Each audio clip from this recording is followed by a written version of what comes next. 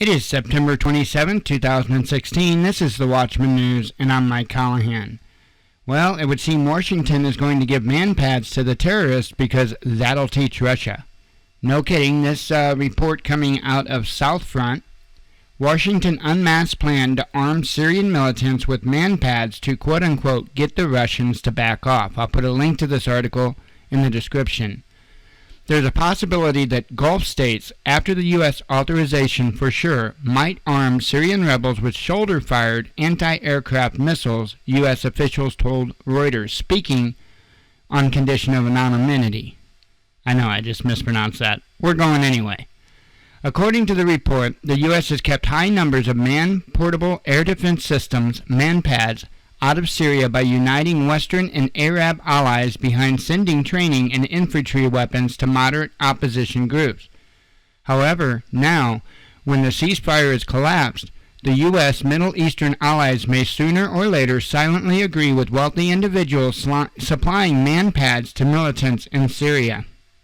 Interesting, huh? Wealthy individuals. The Saudis have always thought that the way to get the Russians to back off is what worked in Afghanistan 30 years ago, negating their air power by giving Manpads to the Mujahideen, Reuters cited as an unnamed U.S. official.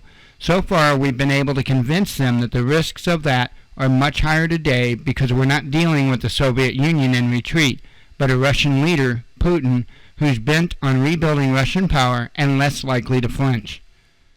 Another anonymous administration official told Reuters that the opposition has a right to defend itself, and they will not be left defenseless in the face of this indiscriminate bombardment.